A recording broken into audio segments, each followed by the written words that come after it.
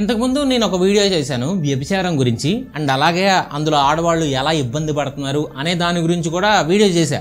అంతేకాకుండా ఆ వీడియోలో ఆడవాళ్ళు వ్యభిచారంలోకి ఎలా లాగబడుతున్నారో అలాగే అక్కడ ఎంత టార్చర్ అనుభవిస్తున్నారో చెప్పాను. అయితే అక్కడ ఆడవాళ్ళు వేరే వాళ్ళ స్వార్థం వల్ల ఈ ప్రొఫెషన్లోకి లాగబడ్డారు. అయితే ఇప్పుడు ఒక ఊరు గురించి చెప్తాను. ఆ ఊరిలో మాక్సిమం అందరూ వ్యభిచారం చేసే వాళ్ళే ఉన్నారు. అండ్ ఇంకా విచిత్రం ఏంటంటే అక్కడ ఎవరిని అడిగినా సరే వ్యభిచారం అనేది వాళ్ళకు ఒక ఆచారం లాగా లేదా సాంప్రదాయం లాగా చెప్తారు. ఇంకా దారుణం చెప్పనా, వాళ్ళని కాపాడాల్సిన మగవాళ్ళు అంటే అన్నలు లేదా నాన్నలు అమ్మాయిలకి రేటు కట్టి బేరం మాట్లాడతారు. ఇది తప్పు అని చెప్పాల్సిన ఇంట్లో ఆడవాళ్ళు అమ్మాయిలకి ఇది ఆచారం, నువ్వు ఇలాగే చెయ్యాలని బలవంతం చేస్తారు. వినడానికి అసలు నమ్మే విధంగా లేదు కదా. కానీ ఇది మన ఇండియాలో ఒక ఊర్లో జరుగుతుంది. ఆ ఊరి పేరు నట్పూర్వ. ఉత్తరప్రదేశ్లో ఒక చిన్న విలేజ్. అక్కడ ఉండే మ్యాక్సిమం ప్రజలు వ్యభిచారాన్ని నమ్ముకొని బ్రతుకుతున్నారు. అయితే వీళ్ళంతా ఒకప్పుడు ఇలా బ్రతికే వాళ్ళు అయితే కాదు, వీళ్ళకి మంచి లైఫ్ ఉండేది. బట్ ఇలా ఎందుకు మారాల్సి వచ్చింది, ఇక్కడ ఉండే ప్రజలు పడే ఇబ్బందులు ఏంటి అండ్ ఫైనల్గా ఇక్కడ జరుగుతున్న మార్పుల గురించి ఈ వీడియోలో మాట్లాడుకుందాం. కాకపోతే చిన్న రిక్వెస్ట్ ఏంటంటే కొత్త వాళ్ళు ఎవరైనా చూస్తుంటే మా నాలెడ్జ్ వర్తనిపిస్తే ఛానల్ని సబ్స్క్రైబ్ చేసుకుని బెల్ ఐకాన్ ఆన్లో పెట్టుకోండి అండ్ వీడియోని లైక్ చేయండి, మీ ఫ్రెండ్స్ అండ్ ఫ్యామిలీకి షేర్ చేయండి. ఇంకా లేట్ చేయకుండా వీడియో స్టార్ట్ చేద్దాం. Hello and welcome to VR Raja. The centuries old tradition. ఈ విలేజ్లో దాదాపు 5,000 మంది ఉంటారు అండ్ వీళ్ళలో చాలామంది 400 సంవత్సరాల నుంచి ప్రొఫెషన్లో ఉంటున్నారని చెప్తారు. బేసిక్గా వీళ్ళు ఒకప్పుడు అంటే కొన్ని వందల సంవత్సరాల క్రితం ఆర్ట్స్ ప్రొఫెషన్లో ఉండేవాళ్ళు. అంటే డ్యాన్సులు చేసుకోవడం, నాటకాలు వేయడం, సాంగ్స్ పాడడం, మ్యాజిక్ చేయడం ఇలాంటివి చేసేవాళ్ళు. ఆ ఊరి హెడ్ అయిన పింకు అనే ప్రకారం ఒకప్పుడు ఇక్కడ క్యాస్ట్ సిస్టమ్ అనేది చాలా ఎక్కువగా ఉండేది. హయ్యర్ క్యాస్ట్ వాళ్ళు లోయర్ క్యాస్ట్ వాళ్ళని పొలాల్లో పనిచేయడానికి లేదా వాళ్ళ ఇళ్లలో పనిచేయడానికి పెట్టుకునేవాళ్ళు. ఆ టైంలో ఈ లోయర్ క్యాస్ట్కి చెందిన అంటే ఈ నట్ క్యాస్ట్కి చెందిన అమ్మాయిల్ని హయ్యర్ క్యాస్ట్ వాళ్ళు ఈ పనులకు వాడుకునేవాళ్ళు. అలా అది ఒక బిజినెస్లా మారిపోయిందని చెప్తారు. ఆమె చెప్పింది నిజమే, కానీ ఇది కాయిన్కి ఒక సైడ్ మాత్రమే, ఇంకో సైడ్ కూడా ఉంది. ఈ నాట్ కమ్యూనిటీ వాళ్ళు నార్త్ సెంట్రల్ ఇండియాలో అంటే బీహార్, పంజాబ్, ఉత్తరప్రదేశ్, హర్యానా లాంటి స్టేట్స్లో ఉంటారు.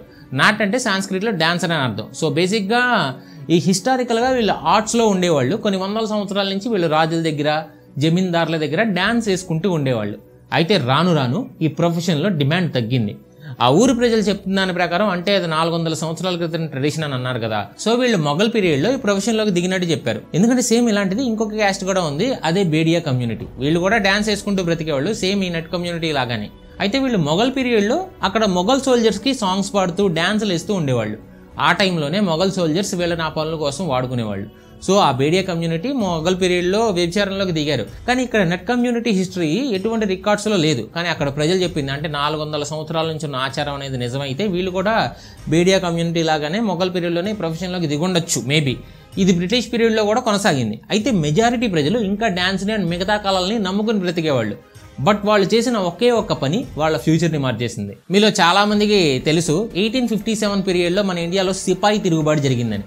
అండ్ దాన్ని బ్రిటిష్ వాళ్ళు పూర్తిగా అణిచేశారని కూడా తెలుసు. అండ్ ఈ పీరియడ్లో దేశం కోసం ఎక్కువ మంది స్వాతంత్రం పోరాటాలు చేసింది నాట్ కమ్యూనిటీ అండ్ అలాగే బేడియా కమ్యూనిటీ, అలాగే బచాడా, ఖాంజార్, కోల్టాస్ అండ్ శాన్సీ కమ్యూనిటీస్. ఈ సిపాయి తిరుగుబాటులో చాలా హెల్ప్ చేశారు వీళ్ళు. అండ్ ముఖ్యంగా ఫ్రీడమ్ ఫైటర్స్ స్టోరీస్ని అందరికీ ప్రజలకు చేరేట్లు చేసింది కూడా వీళ్ళే పాటల రూపంలో. అయితే సిపాయి తిరుగుబాటుని అణిచేశాక బ్రిటిష్ గవర్నమెంట్ ఈ సిపాయి తిరుగుబాటు ఇంత పవర్ఫుల్గా మారడానికి కారణాలు ఏంటా అని ఆలోచించింది. అప్పుడు వీళ్ళకి తెలిసింది ఈ డ్యాన్సులు చేసుకునే వాళ్ళు, నాటకాలు వేసేవాళ్ళు ప్రజలకు ఉద్యమం గురించి చెప్తున్నారు అని, అండ్ అలాగే ఉద్యమానికి అవసరమైన మోటివేషన్ని కూడా ఇస్తున్నారు అని. సో వాళ్ళు 1871లో ద క్రిమినల్ ట్రైబ్స్ యాక్ట్ని తీసుకొచ్చారు. దీని ప్రకారం వాళ్ళు ఏ ఊర్లో అయినా ఒకరోజు స్టే చేయాలనుకోండి, లోకల్ పోలీస్కి ఇన్ఫార్మ్ చేయాలి. ఇది వాళ్ళ జీవితాలనే మార్చేసింది. ఎలాగో చెప్తాను చూడండి, జాగ్రత్తగా వినండి. ఇప్పుడు వాళ్ళు నాటకాలు వేయాలన్నా, డ్యాన్సులు వేయాలన్నా వాళ్ళు ఒక ప్లేస్ నుంచి ఇంకొక ప్లేస్కి వెళ్ళాలి. అలా వెళ్ళి వెనక్కి రావాలంటే టైం పడుతుంది. సో వాళ్ళు దూరం వెళ్ళలేరు. ఒకవేళ వెళ్ళి పోలీసులకు ఇన్ఫార్మ్ చేస్తే అక్కడ ఏ నాటకం వేశారో అంటే ఫ్రీడమ్ గురించి నాటకం వేస్తే దాని గురించి పోలీసులకు తెలిసేది. అప్పుడు వీళ్ళని టార్చర్ చేయడం మొదలెట్టేవాళ్ళు. ఉమెన్ రైట్స్ కోసం ఫైట్ చేసే జర్నల్ అయిన మానుషి అనే మ్యాగజైన్ యొక్క ఎడిటర్ మధు కిశ్వర్ అనే అతని ప్రకారం ఈ కొలోనియల్ పీరియడ్లో బ్రిటిష్ వాళ్ళు ఈ తెగలు చేసే పని ఇల్లీగల్గా చూసేవాళ్ళు. అప్పుడప్పుడు వాళ్ళని కొట్టేవాళ్ళు, అరెస్ట్ చేసేవాళ్ళు, ఇంకా బ్రూటల్గా టార్చర్ కూడా పెట్టేవాళ్ళు. దీనివల్ల వాళ్ళు వాళ్ళ ప్రొఫెషన్నే వదులుకోవాల్సి వచ్చింది అండ్ వాళ్ళ ఇన్కమ్ సోర్స్ పూర్తిగా దెబ్బతింది.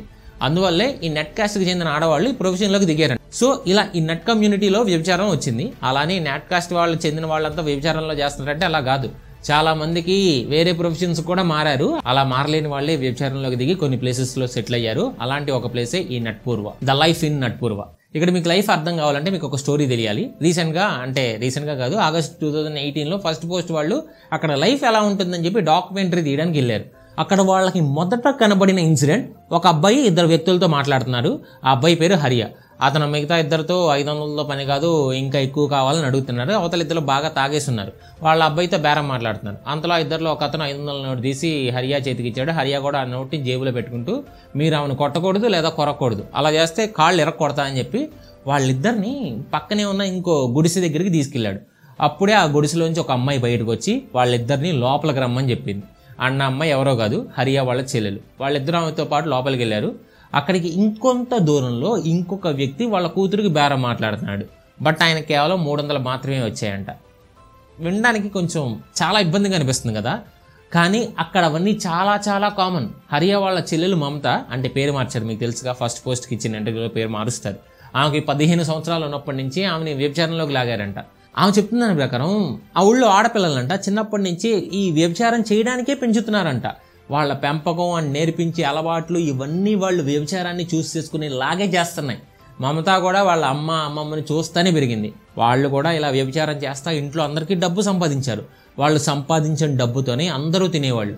సో ఇప్పుడు మమత తన ఇంటికి తను డబ్బు తేవడం మొదట్లో చాలా హ్యాపీగా అనిపించిందంట. కానీ తర్వాత ఆమెకు అర్థమైంది ఈ పని ఎంత దారుణంగా ఉంటుందో. ఆమె దగ్గరికి వచ్చే వాళ్ళలో చాలామంది ఆమెను కొడతారంట.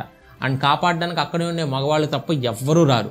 అండ్ వాళ్ళు కూడా కేవలం బెదిరించగలరు కానీ అంతకన్నా ఏమీ చేయలేరని చెప్పింది.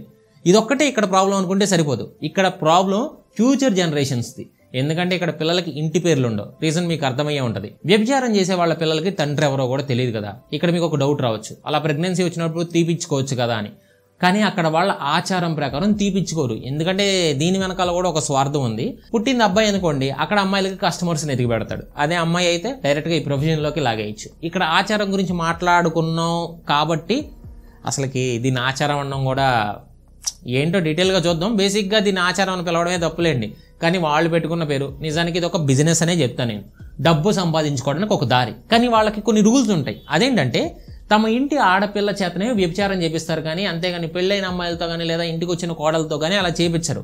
ఇక్కడ పెళ్లిళ్ళు కూడా చేసుకుంటారంటే చేసుకుంటారు. బేసిక్గా ఇక్కడ వీళ్ళకి పెళ్లి అనేది ఒక సర్వైవల్ టాక్టిక్ లాంటిది.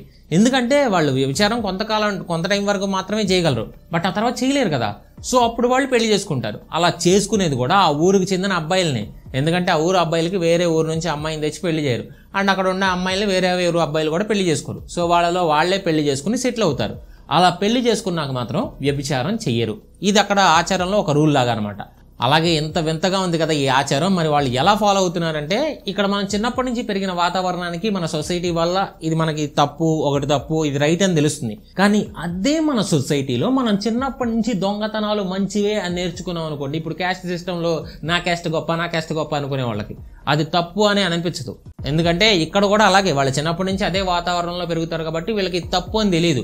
వాళ్ళకి డబ్బు సంపాదించడానికి ఒళ్ళమ్ము కూడా ఒక మార్గంగా మాత్రమే తెలుసు. అంతేకాకుండా ఇక్కడ పరిస్థితులు చేంజ్ చేద్దామని ఎన్జిఓస్ ఇంత ట్రై చేసినా సరే అక్కడ కొంతమంది ప్రజలు అస్సలు ఒప్పుకోరు. ముఖ్యంగా వయసు అయిపోయిన ఆడవాళ్ళు. వాళ్ళు ఇప్పటికీ ఇది మా ట్రెడిషన్ అని వాదిస్తానే ఉంటారు. ఎందుకంటే వాళ్ళు ఒకప్పుడు ఒళ్ళమ్ముకొని సంపాదించి వీళ్ళని పోషించారు. ఇప్పుడు వాళ్ళ వయసు అయిపోయాక వీళ్ళు వెళ్ళిపోతే వాళ్ళ సంగతి ఏంటి మరి? అందుకే అక్కడ వాళ్ళు ఇలా చేయనివ్వరు. ఇక్కడ ప్రజలను మార్చడానికి ఒక ఎన్జిఓ పనిచేస్తుంది. అందులో ఆ ఊరు నుంచే రాంబాబు అనే వ్యక్తి కూడా పనిచేస్తున్నారు. ఆయన ఆ ఊరిని చేంజ్ చేయడానికి ఎంతో ప్రయత్నిస్తున్నారు. అయితే ఆయన ప్రకారం ఏంటంటే, అంతకు ముందు వరకు ఇక్కడ లోకల్గానే బిజినెస్ జరిగేది. కానీ ప్రెజెంట్ ఇప్పుడు అమ్మాయిల్ని ముంబై, దుబాయ్ లాంటి ప్లేసెస్ కూడా పంపిస్తున్నారంట. మొదట అలా అమ్మేయడానికి వాళ్ళు సందేహించలా. ఎందుకంటే ఇక్కడ ఎలా జరిగిందో ముంబై అండ్ దుబాయ్లో కూడా అలాగే బిజినెస్ ఉంటుందని అనుకున్నారు. అందుకే వాళ్ళ కూతుర్లని అమ్మేయడానికి అక్కడ వాళ్ళు ఆలోచించాల. కానీ అక్కడికి వెళ్ళిన అమ్మాయిలు కొన్ని రోజులకే అక్కడ పడే టార్చర్ గురించి చెప్పడంతో ఇక్కడ ఫ్యామిలీస్ వాళ్ళని వెనక్కి పిలిచారు. కానీ ఇక్కడుండి కొంతమంది వాళ్ళని ఊర్లోకి కూడా రానివ్వాలి. ఎందుకంటే వాళ్ళకి ఎన్ని రోగాలు వచ్చాయని భయపడి రానివ్వాలి. ఇప్పుడు వాళ్ళు మళ్ళీ ముంబైకి వెళ్ళి అక్కడే బ్రతుకుతున్నారని చెప్పారు. బేసిక్గా ఇక్కడ కొంతమంది మారాలని ఉన్నా సరే ఒక సెట్ ఆఫ్ పర్సన్స్ అలా జరగకుండా అడ్డుకుంటున్నారు. ఇది తప్పు అని ఎవరైనా అంటే దానికి ఆన్సర్గా ఇది మా ఆచారం 400 ఏళ్ళ నుంచి నడుస్తుందని చెప్పారు. నువ్వెవరు చెప్పడానికనే సమాధానమే వస్తుంది ఎవరైనా క్వశ్చన్ చేస్తుంటే. అండ్ ఇక్కడ ఉండే ఇంకొక మెయిన్ ప్రాబ్లం ఏంటంటే, ఆ ఊరి వాళ్ళకి ఈ పని నుంచి బయటికి రావడానికి ఒక మంచి దారి వెతుక్కోవడానికి ఎటువంటి హెల్ప్ దొరకట్లా. మీరు అనొచ్చు, ఇలాంటి పనులు చేసుకునే బదులు ఏదైనా వ్యవసాయం చేసుకుని బ్రతకచ్చు కదా అని, లేదా కూలి పని చేసుకుని కూడా బ్రతకచ్చు కదా అని. కానీ ప్రాబ్లం ఏంటి అంటే, ఆ ఊర్లో పండించడానికి సొంత భూమి అంటూ ఏమీ లేదు. ఆ ఊరు చుట్టూన్న ల్యాండ్ అంతా పక్క ఊరు ప్రజలది. సో వాళ్ళు పండించడానికి పొలం లేదు. సరే పని చేసుకుందామంటే ఎవరు పనిలో పెట్టుకున్నా సరే వాళ్ళని వ్యభిచారంలో చేసేవాళ్ళలాగా చూస్తున్నారు. అండ్ అలాంటి పనులకే వాడుకుంటున్నారు కూడా. అందుకే వాళ్ళు ఈ ప్రొఫెషన్ ఎంచుకున్నారు. చదువుకొని ఏమైనా ఉద్యోగం చేయొచ్చు కదా అని అంటే అది కూడా అయింది. రాంబాబు అంతకుముందు ఉద్యోగం కోసం వెళ్ళినప్పుడు వాళ్ళ ఊరి పేరు చెప్పనంత వరకు అంతా బాగా జరిగింది. వాళ్ళ ఊరి పేరు తెలిసాక మొదటిగా ఎదురయ్యే క్వశ్చన్, నువ్వు వేశ్య కొడుకువా, మీ నాన్న ఎవరో నీకు తెలుసా? ఇలాంటి క్వశ్చన్సే ఎదురవుతున్నాయి. వాళ్ళకి రిజర్వేషన్స్ ఉండవు, గవర్నమెంట్ పథకాలు ఉండవు, అసలు మనుషుల్ని చూసినట్టే చూడరు. అలాంటప్పుడు వాళ్ళు ఎలా మారుతారు చెప్పండి? The little changes happening now. ఇక్కడ ఇప్పుడిప్పుడే చిన్న చిన్నగా చేంజెస్ అయితే మొదలవుతున్నాయి. అయితే ఆ చేంజెస్ గురించి మాట్లాడుకునే ముందు ఇక్కడే పుట్టి పెరిగిన ఒక ఆవు గురించి మాట్లాడుకోవాలి. ఆమె పేరే చంద్రలేఖ. ఈమెకి 15 సంవత్సరాలు ఉన్నప్పుడే ప్రొఫెషన్లోకి దిగాల్సి వచ్చింది. యాక్చువల్గా ఈమె నాన్నగారికి ఈమెలా వ్యభిచారం చేయడం ఇష్టం లేదంట. కానీ వాళ్ళ నానమ్మ ఈమెను ఒప్పించింది. పెళ్లి చేసుకోవడం మన ఆచారం కాదు, అయినా పెళ్లి చేసుకుంటే మొగుడు చేతులు తన్నులు తినాలి, నీకెందుకు ఈ కర్మ అని చెప్పిందంట. అంతేకాకుండా ఆ టైంలో విలేజ్లో ఒక్క పెళ్లి కూడా జరిగేది కాదు. ఎవరైనా పెళ్లి చేసుకోవాలంటే జస్ట్ కలిసి ఉండేవాళ్ళు, అంటే అంతే లివింగ్ లాగా అనుకోవచ్చు. సో ఆమె కూడా ఇది నిజమే అని నమ్మిందంట. అంతేకాకుండా వాళ్ళ నాన్న చంద్రలేఖ గారికి ఇది తప్పు అని చెప్పారు, కానీ వాళ్ళ నానమ్మ మన ఊరు మొత్తం ఇదే చేస్తుంది, అందులో తప్పే ఉందని అడిగిందంట. అలా వాళ్ళ నానమ్మ చంద్రలేఖ గారిని ప్రొఫెషన్లోకి లాగింది. అండ్ అలాగే ఆమెకు చాయిస్ కూడా ఇవ్వాల, సంపాదించాలి కదా మరి, అంటే ఇంట్లో తినడానికి ఫుడ్ సంపాదించుకోవాలి. సో ఆమె దిగాల్సి వచ్చింది. అయితే ఆమెకి మొదటి నుంచి ఇలా చేయడం ఇష్టం లేదు. మొదటి వ్యక్తి వచ్చినప్పుడు బాధగా అనిపించింది, అండ్ ఆ బాధ అలాగే కంటిన్యూ అవుతా అయింది. ఆమె ప్రకారం ఇక్కడ ఉండే ప్రతి ఆడపిల్ల పరిస్థితి ఇంతే. సో వాళ్ళు ఈ ప్రొఫెషన్ ఏమీ ఎంజాయ్ చేయట్లా, కానీ ఇంట్లో ఉన్న వాళ్ళ వల్ల ఆకలి అంటే తన ఆకలి తీర్చుకోవాలి కదా, అందుకే ఈ ప్రొఫెషన్లో కంటిన్యూ అయ్యారు. అంతేకాకుండా ఆల్రెడీ ఒకసారి వేశ్య అని ముద్రపడ్డాక దాన్ని ఎవ్వరూ మార్చలేరు. దాన్ని ఆపేద్దామని అనుకున్నా వాళ్ళకి ఇంకో లైఫ్ దొరకట్లా. అందువల్లే ఆమె చేస్తూ వచ్చింది. కానీ ఒక ఇన్సిడెంట్ ఆమె జీవితాన్ని మార్చేసింది. ఒకసారి పక్కనుండే ఊర్లో ఒక ఈవెంట్కి డ్యాన్స్ చేయడానికి వెళ్ళింది. అక్కడ ఊర్లో ఉండే ఒక పెద్ద మనిషి చాలా అసభ్యంగా ప్రవర్తించాడు. అక్కడే గొడవ అయింది. అప్పుడు ఆయన ఆమెను చాలా నీచంగా తిట్టాడంట. అప్పుడు ఆమెకి చాలా కోపం వచ్చింది, కానీ ఏమీ చేయలేని పరిస్థితి. అప్పుడు ఆమెకు అర్థమైంది, ఈ ప్రొఫెషన్లో డబ్బున్నా సరే మర్యాద రాదు, ఒక వేసి ఎప్పుడు వేసిగానే మిగిలిపోతుందని. ఇంకో 2 రోజులు ఈవెంట్ ఉంది. సో ఆమె అక్కడే ఉంది, కానీ ఆ 2 రోజులు అన్నం కూడా తినలా, ఏడుస్తూనే ఉందంట. అండ్ ఈవెంట్ అయిపోయాక ఇంటికి వచ్చాక అప్పుడే తను ప్రామిస్ చేసుకుంది, ఇంకోసారి బయటికి వెళ్ళి డ్యాన్స్ వేయకూడదని. అండ్ అప్పటి నుంచి ఆమె కాలికి మళ్ళీ గజ్జగట్ల. అదొక్కటే కాదు, ఆమెకు వ్యభిచారం వదిలేయాలని బలంగా ఉంది, కానీ అప్పటికే ఆమెకు 2 కొడుకులు ఉన్నారు. అండ్ 3వసారి కూతురు పుట్టింది. వాళ్ళ కడుపు నింపడానికి వేరే దారి లేక ఇది కంటిన్యూ చేసింది. కానీ 3వసారి కూతురు పుట్టినప్పుడు ఆమె డిసైడ్ అయింది, ఆమె ప్రాణం పోయినా సరే తన కూతుర్ని ఈ ప్రొఫెషన్లోకి లాగను అని తనకు తనే ప్రామిస్ చేసుకుంది. అంతేకాకుండా తన కూతుర్ని తను ఇలా చూస్తూ పెరగకూడదని కూడా డిసైడ్ అయింది. ఆ సమయంలో అక్కడ ఉన్న ప్రజల లైఫ్ని మార్చడానికి చాలా ట్రై చేస్తున్న ఆశా ఫౌండేషన్ ఆమెకు ఒక దారిలా కనిపించింది. సో వాళ్ళ సపోర్ట్తో బేసిక్ ఎడ్యుకేషన్ కంప్లీట్ చేశారు. అండ్ అక్కడ పిల్లలకి టీచర్గా మారింది. ఎందుకంటే ఆమె ప్రకారం చదువు లేకపోవడమే ఆ ఊర్లో అన్ని ప్రాబ్లమ్స్కి కారణం అని చెప్పింది. ఎందుకంటే ఒక చదువుకున్న అమ్మాయి తన కాళ్ళ మీద తను నిలబడగలదు. వాళ్ళ ఫ్యామిలీని బెదిరించినా సరే ఆమె బయటికి వెళ్ళి ఉద్యోగం చేసుకుంటూ బ్రతకగలదు. కనీసం ఆ ధైర్యమైనా వస్తుందని చెప్పింది. కానీ ఆమె మొదటి నుంచి ప్రాబ్లమ్స్ ఎదురయ్యాయి. ముఖ్యంగా ఆ ఊర్లో ఉండే మగవాళ్ళ నుంచి.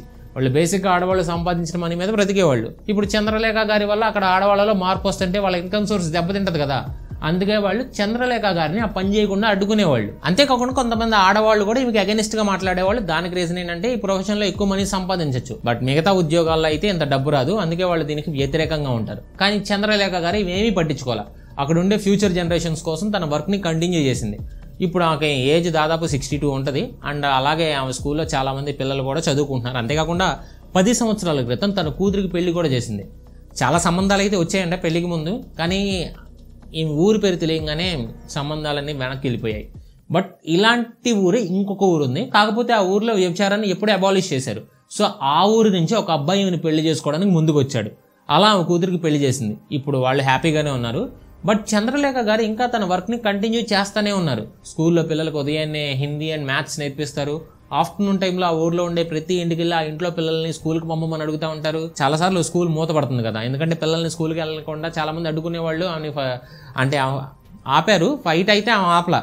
స్కూల్ రీఓపెన్ చేస్తూనే ఉంది. అలా అప్పటి నుంచి ఆమె ఫైట్ చేస్తూనే ఉంది. ఆమె డ్రీమ్ ఏంటో తెలుసా, ఆ ఊర్లో ఒక కాలేజ్ చూడాలని, దట్టు గర్ల్స్ కాలేజ్ అయితే ఇంకా బెస్ట్ అని. ఆ వల్ల ఇప్పుడిప్పుడే అక్కడ ప్రజల్లో మార్పు అయితే వస్తుంది. కానీ పొలిటికల్ లీడర్స్ నుంచి హెల్ప్ అయితే ఉండేది కాదంట. అంతేకాకుండా అక్కడ ఉండే పోలీసులు, పొలిటికల్ లీడర్స్ కూడా ఈ వర్క్ని ఆపడానికి ఎటువంటి సపోర్ట్ని ఇవ్వరంట.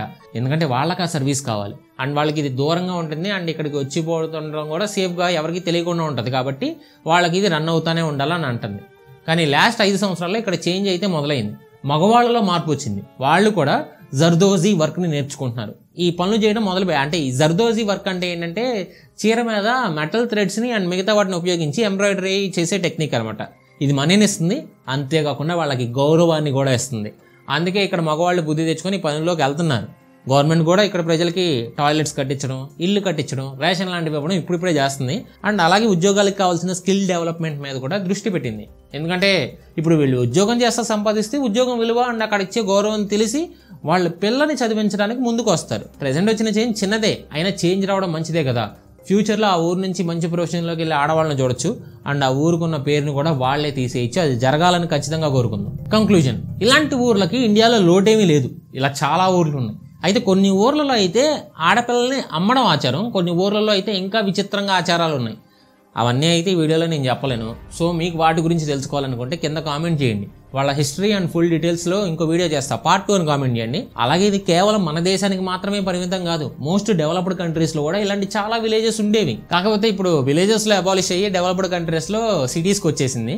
వాటి గురించి కావాలన్నా కూడా చేద్దాం తర్వాత ఎప్పుడన్నా. అన్నీ కలిపి ఒక డెడికేటెడ్ వీడియో ఎప్పుడైనా ఖచ్చితంగా చేస్తాను. నెక్స్ట్ మంత్ చేస్తాను. ఇంక ఈ మంత్ వేరే వీడియోస్ చాలా ఉన్నాయి. So that's all for today guys. మా నాలెడ్జ్ వర్త్ అనిపిస్తే కొత్త వాళ్ళు ఎవరైనా చూస్తుంటే వీడియోని లైక్ చేయండి అండ్ మీ ఫ్రెండ్స్ అండ్ ఫ్యామిలీకి వీడియోని షేర్ చేయండి. అంటే షేర్ చేయగలిగిన వాళ్ళతో షేర్ చేయండి అండ్ ఈ వీడియో